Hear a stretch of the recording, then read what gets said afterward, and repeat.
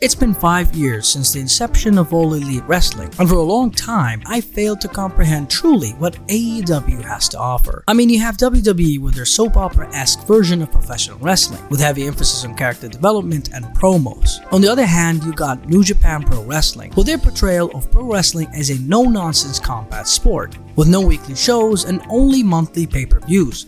Something akin to an MMA promotion. But where does AEW lie? At times, it feels like a weekly episodic series similar to WWE, and at times it feels as if it was nothing but a genuine attempt at validating the sport of pro wrestling. Thus, I was perplexed, and made many videos complaining about such notions and thoughts. Now, while some of my complaints still hold up, I feel like some were mere lack of sight on what truly is AEW trying to achieve. And that's where we are today, where I, to an extent, can say that I now see what AEW has to offer, and that exists in the phenomenon of the rise. The finest.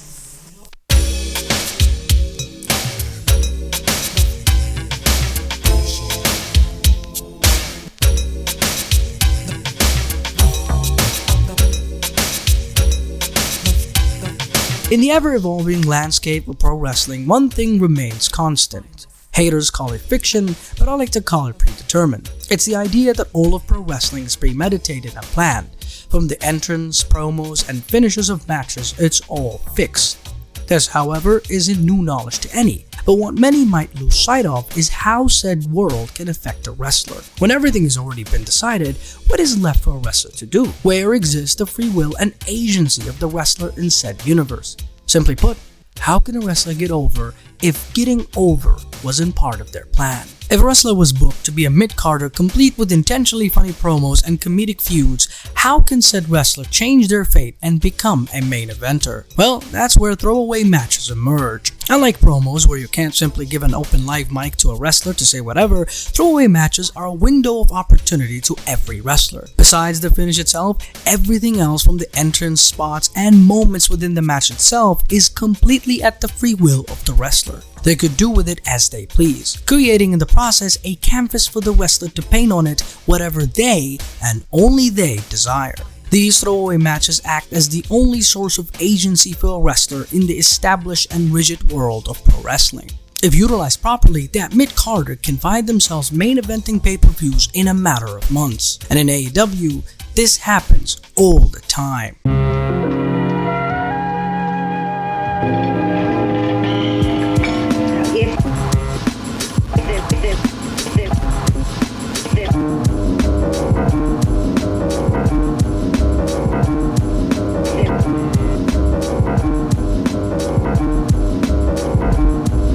Orange Cassidy isn't your average pro wrestler. With his laid-back personality and nonchalant wrestling moveset, he definitely stands out.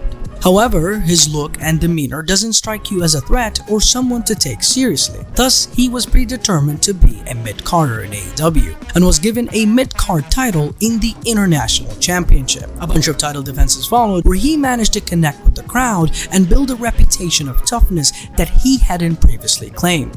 All culminating in him having an amazing rivalry with one of the top guys in Jon Moxley, where he and Jon traded wins at All Out and Full Gear. The funny character emerging as a much more serious threat, all due to his title defenses that he used to get over the idea that he is more than a comedic break. Second, Wardlow. A giant of a man in every meaning of the word, Wardlow was first depicted as merely the bodyguard of MJF. Perhaps it's the lack of clear ideas of what to do with him that caused the decision to be made. But in that time, all Wardlow was a suit-wearing, menacing-inducing bodyguard. Yet, here comes the throwaway matches, and slowly but surely people started chanting his name, reminiscing of another Goliath of a man in Goldberg, all reaching a point where the crowds were practically begging him to turn on MJF, which he did, and Wardlow has finally arrived. From not knowing what to do with him to an established star, all through throwaway matches. And finally, the best example of them all, the Acclaimed.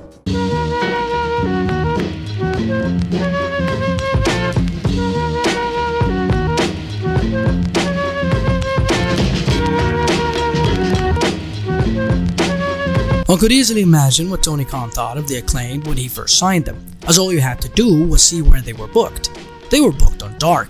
in so many throwaway, meaningless matches. Yet Max and Anthony saw freedom in those matches and used them to their fullest. From Max freestyle dissing the opponent to Anthony's amazing and iconic introduction of the tag team, all before the bell was even rung.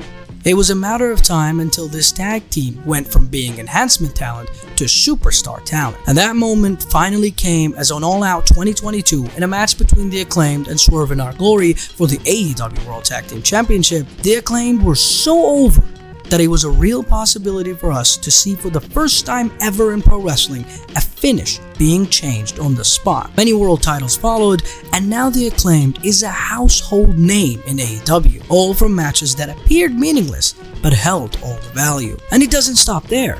As we're speaking right now, there are talent that are already experiencing the phenomena of the rise in the Outrunners, who I'm pretty sure it's only a matter of time until they too can experience gold in AEW.